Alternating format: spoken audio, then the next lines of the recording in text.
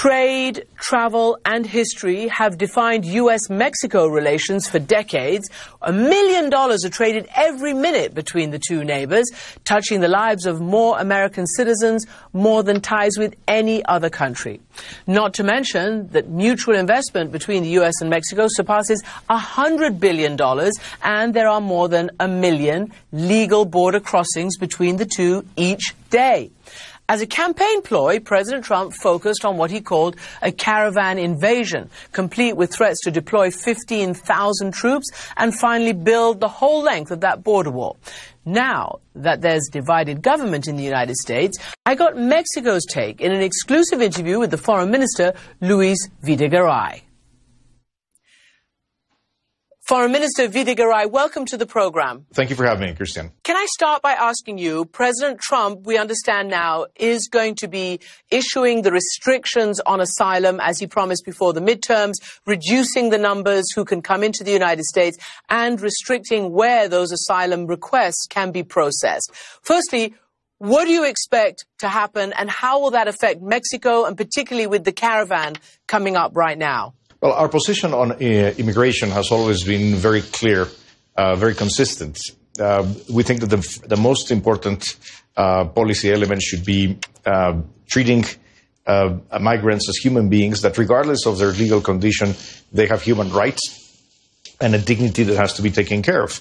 Of course, we try to have a legal, orderly migration process in a region where migration flows have changed dramatically in the past 10 years. Mexico used to be a country of origin of migrants. Now it's more of a transit country, and it's a challenge for all the countries. Our approach has always been the key element to dealing with immigration has got to be development. And we need the U.S. and we need Mexico to invest more in development, creating job opportunities, fostering security and the well-being of Central America, particularly the Northern Triangle, Guatemala, Honduras, and El Salvador. So, yeah, we understand the political dynamics in the U.S. We don't expect a significant change in President Trump's priorities and policies, but our approach, I think, remains consistent. We've got to face this issue as a humanitarian challenge. The caravans are a result of such a humanitarian challenge, and we need to first and foremost work together with the U.S. in investing in development of Central America. So I want to pick up on that because we understand that you've been in discussions with the United States precisely on that. And have you got to any agreement? Will there be a sort of a joint development plan? And I know that you want to take into consideration their issues of security and the border, etc. Well, we've been working on development efforts with the U.S. Since the beginning of the Trump administration. We just had last month a summit with the three presidents of Central America. Vice President Pence, Mike Pompeo was there. And it's very clear that we all understand that without investing in development, this is a problem that will remain. It is, of course, enforcement of the law in a humane and properly way. It's part of the solution. But at the core, this is a development challenge. And we've been working with the administration, with the Trump administration, since the beginning towards that. And I look forward for the new Mexican administration of President-elect Andrés Manuel López Obrador to continue that strongly. I want to play to you what President Trump said about border security. You know, he had first said that they were going to send 15,000 troops to the border. This is what he said. We have about 5,008. We'll go up to anywhere between 10 and 15,000 military personnel on top of Border Patrol, ICE, and everybody else at the border. Nobody's coming in. We're not allowing people to come in. If you look at what happened in Mexico 2 days ago, with the roughness of these people in the second caravan that's been forming, and also, frankly, in the first caravan, and now they have one forming in El Salvador, and we are thinking very seriously, immediately stopping aid to those countries, because, frankly, they're doing nothing for the American people.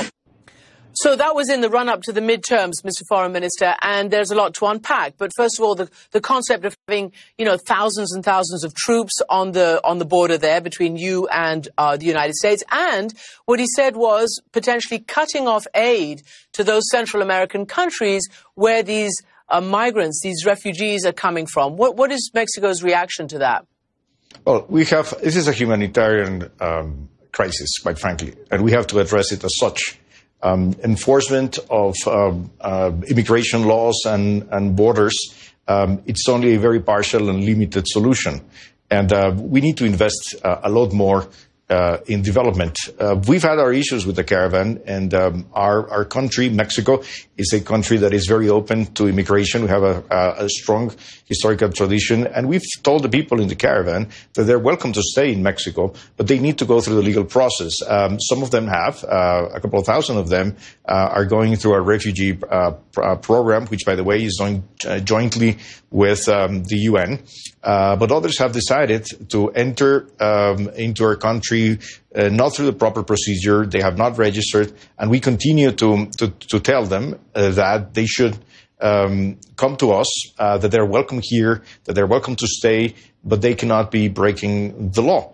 And we don't believe that creating barriers and putting more boots on the ground at the border is going to be the solution of this.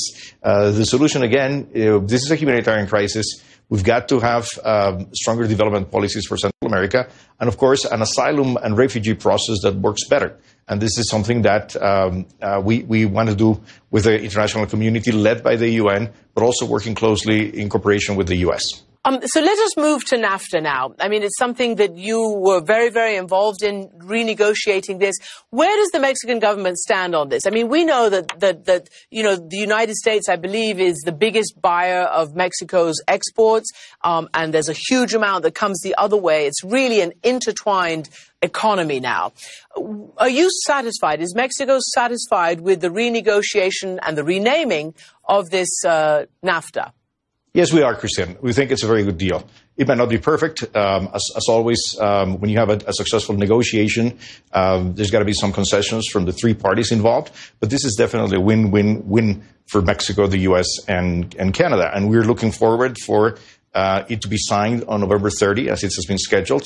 And then it will come a congressional approval process in Mexico, in the U.S. and Canada. But we think this is a significant achievement. Remember when President Trump was elected exactly two years ago from today, there was a lot of uncertainty in the world, but people were very concerned about Mexico, and particularly very concerned about NAFTA. Exactly 2 years after that, we have a deal. We have a deal that protects free trade within the region, that makes North America more competitive, and certainly will create a lot of opportunities for Mexican jobs and Mexican growth. So we are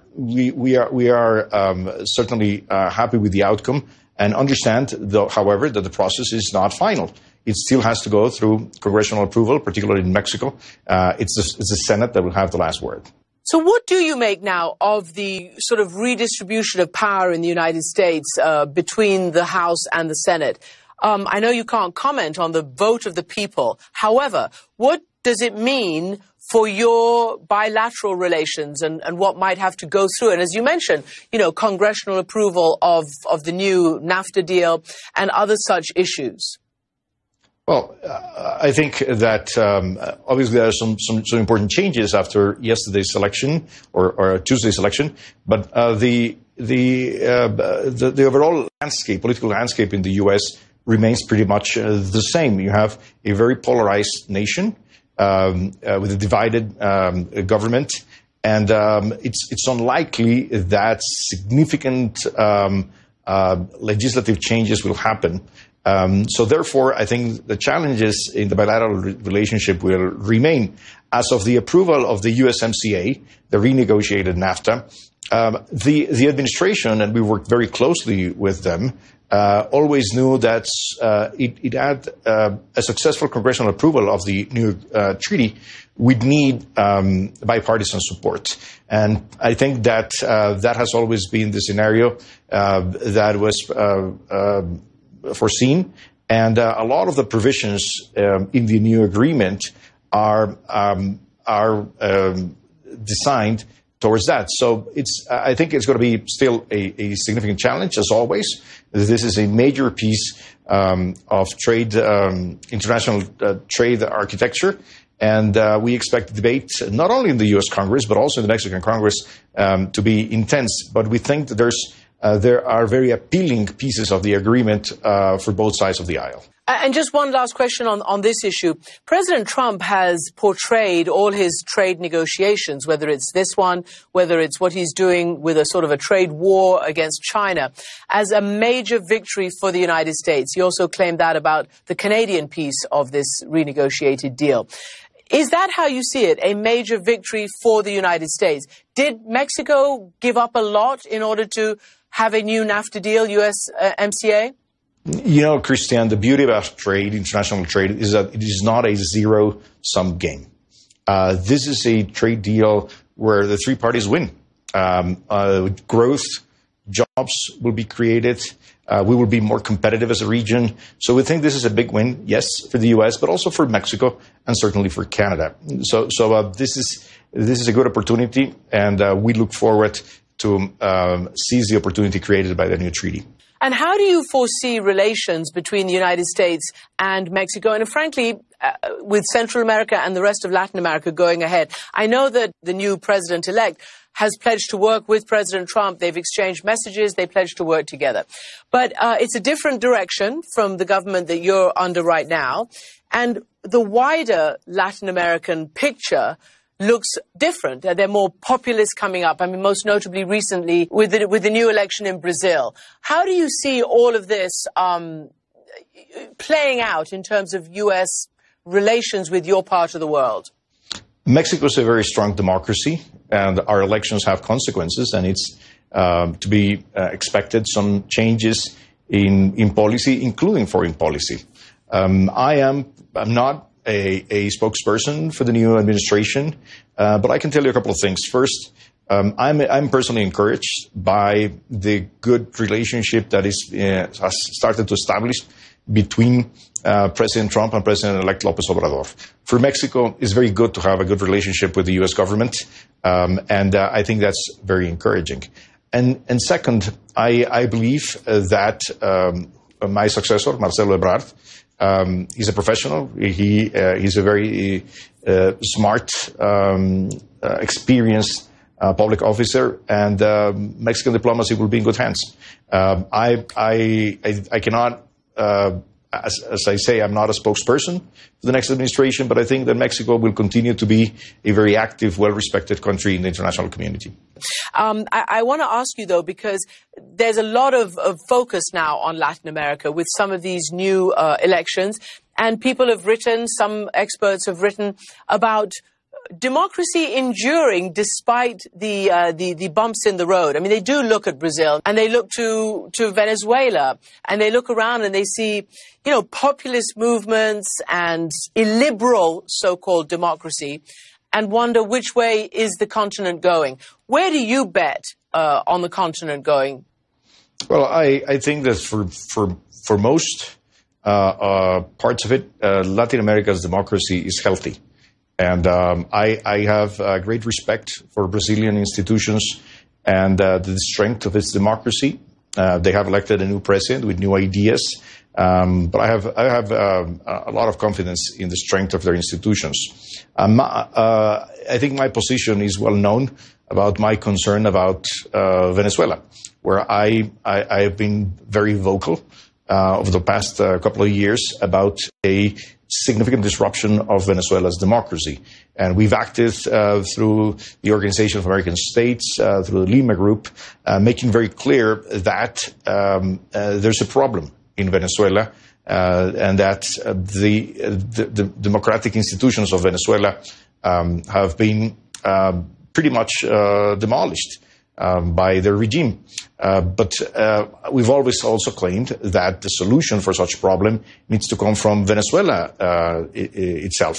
And it's got to be a peaceful solution, and it's got to be a political solution. And I spent a good number of days involved in the negotiations between the Venezuelan government and the opposition. Unfortunately, those efforts were not successful. But I think that other than that case and some concerns about Nicaragua and the unrest that is going on there, Latin American democracy looks quite healthy, including Mexico. So there's all the, I talked about women and the power of women. Mexico is really sort of making huge strides now. The president-elect, I'll call him by his acronym, AMLO, he has talked about gender parity in the cabinet. He's talked about, having many women in the cabinet, in top posts, energy, labor, social welfare, the economy. He's picked apparently a woman to be minister of the government, which is a very influential position in the administration. What do you think, and how do you think that will affect the health of Mexico going forward?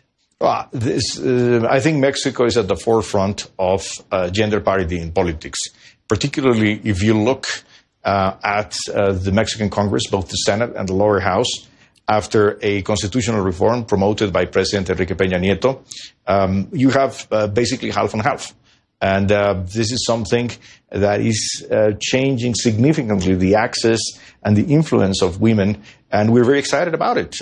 In the election in the U.S., we noticed that about 100 of the elected representatives are going to be women. Well, in Mexico, we have 250 women at the lower house, which is essentially half of the of our lower house, and the same as at the Senate. We think that's not only correct in terms of its moral purpose, but that's a very good thing. There's a lot of talent coming to our politics and to our Congress by having more women interested in being active. And I just want to close by asking you about the famous meeting you arranged back in 2016 when you were finance minister between then candidate Trump and President Peña Nieto. Do you regret that in retrospect? Well, if I could go back in time, and always in hindsight, we're always smarter.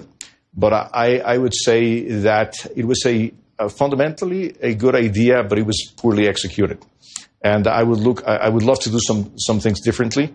I think the country was clearly angry and remains angry at what happened that day. But I think at the core, that opened a door for communication in what ended up being the new administration, and the process of eventually getting NAFTA renegotiated and now having the USMCA started with that conversation. So I would do a lot of things differently on the execution of that, but the basic intuition of having an early communication and establish a dialogue with the potentially new U.S. government certainly was correct. On that note, Foreign Minister Luis Videgaray, thank you so much indeed. Thank you, Christiane. It's always good to hear you.